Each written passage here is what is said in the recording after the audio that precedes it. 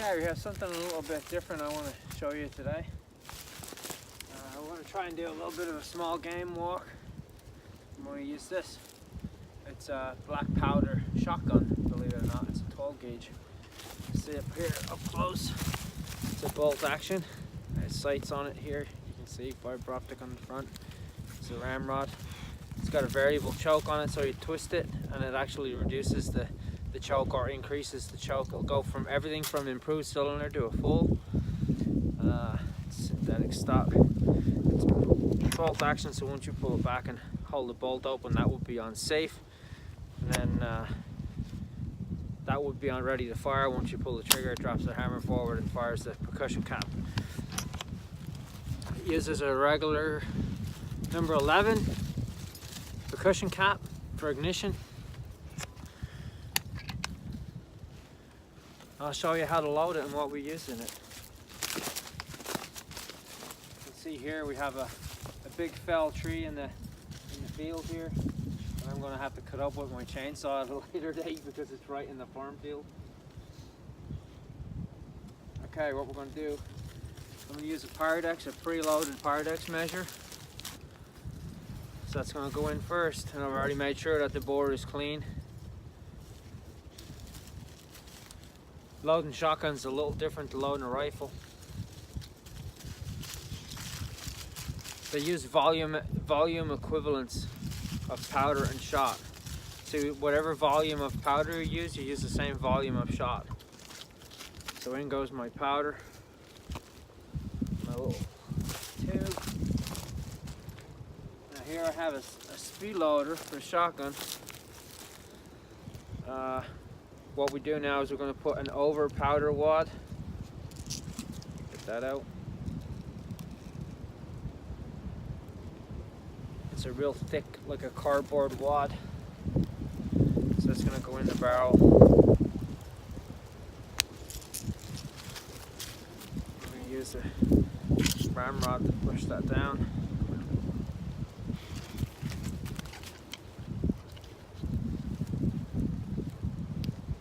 Push all the air out.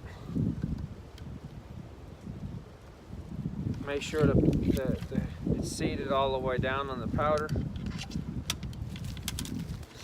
Now what we're going to do is we're going to open the opposite end of our speed loader. And in here I have number 5 shot. Same volume equivalent.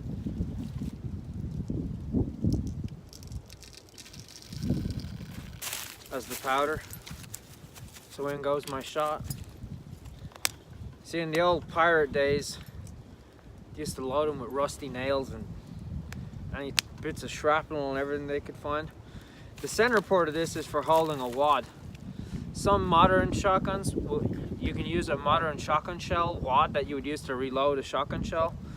And what you would do is you would put the powder down, then you would put the overshot wad down, then you would put the shot cup down the barrel, and you can pour the shot into the shot cup, and it gives performance almost like a modern muzzle loader, or a modern shotgun, should I say. But this gun I found better. It shoots without better pattern without the cup. The cup tends to restrict it, but this will actually shoot a better pattern without it. So that's what that is for. So I have one end for the shot, one end for the center here for the wad, and I have one end here I use to hold my shot wad and my over powder wad. Now we've got one more wad to go in. This is a foam wad. You see it's a different color. It's black. This is gonna go. This is an overshot wad, which is exactly what it says. It stops the shot from rolling out the front of the barrel. So we push it down nice and slow, and it's seated. Now that prevents the shot from rolling out the front of the barrel, because don't forget, it's not like a modern shotgun shell that's capped over in the top. So that prevents that from sliding out. Now the gun is ready to go once we put the percussion cap on it. Okay, so now at this point, I'm going to pull that back onto safe. Open my tools bag here.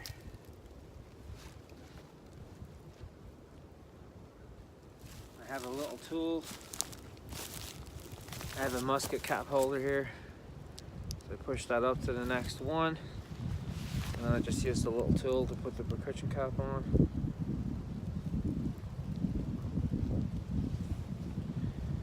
It's cold today.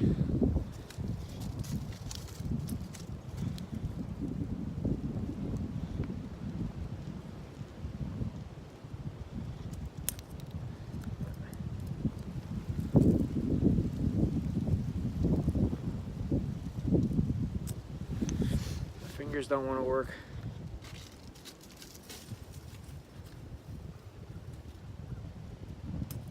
There it goes. So now you can see the percussion cap is on there. So now the gun is ready to shoot. What I'm going to do is I'm going to drop the hammer on it so it's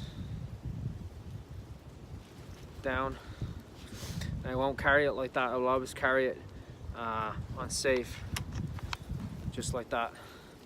Now the weapon is ready to go. We're ready to go hunt. Let's see if we can go find a squirrel.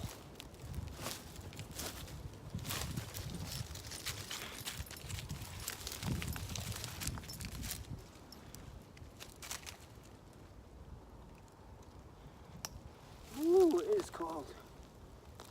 You ready to go, Sarge? Let's go.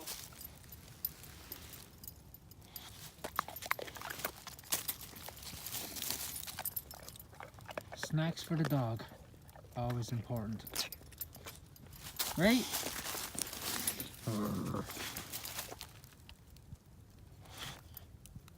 Especially if you're out with them for a long time. You gotta keep your energy level up.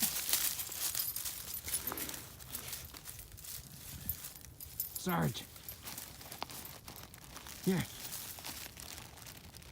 Want another one?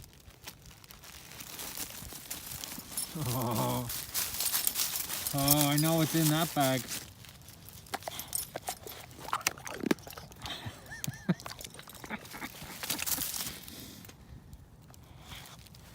Did you even taste that?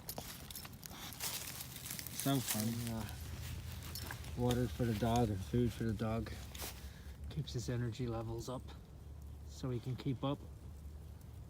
Hey, you thug. You see how this little handy collapsible bowl collapses flat and then it springs out. Just like that. I just have it hanging on my bag. Well, he can drink it right out of the bottle if he has to, but you always gotta look after the dog. One thing to note with this gun is that you are not going to get a quick second shot.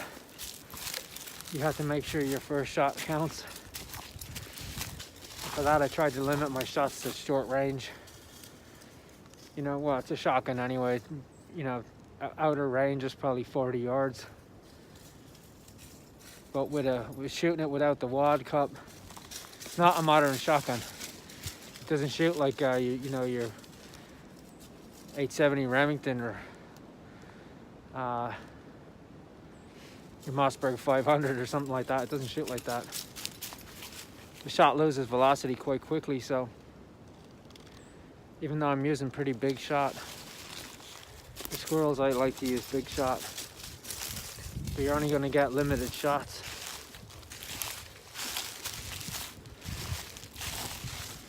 But that's all part of hunting with black powder.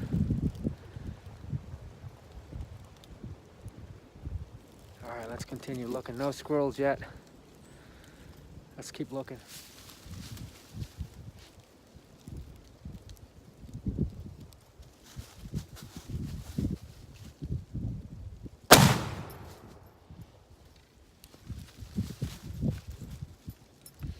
Oh, that makes a lot of noise, doesn't it? Oh, baby.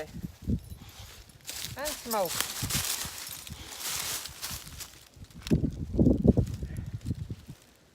Upper old cap off.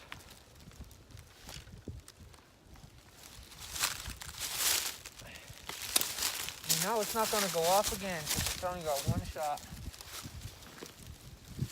Alright. Me and Sarge tried our best, but we didn't see any squirrels today. I'm not surprised because it is really, really cold, especially with the wind chill. Right? So you don't mind that big bang stick, right? So, time to go home.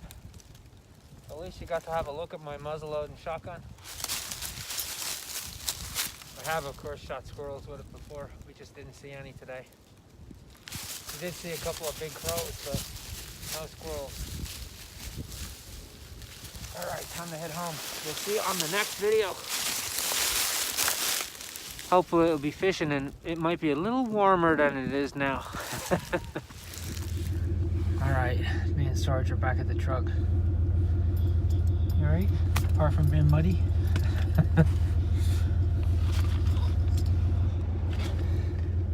Okay, end of hunting season, end of trapping season. Trapping closes in a few days. I think maybe this weekend, I think it closes. Hunting for small game closes, I think towards the end of February. It's about the middle of February now. So our hunting and trapping is done for the year. I would like to thank everybody for following along. We had a great season. What a fantastic hunting season. Didn't we? We got all sorts of stuff. And I'd like to thank everybody for watching and subscribing. Hopefully next coming season, well, it'll be here before we know it. It'll be September. October for bow hunting season opens. That's going to be here before we know it. Hopefully we don't have torrential rain like we did last year, and we get some good fishing in this year. Really looking forward to fishing season.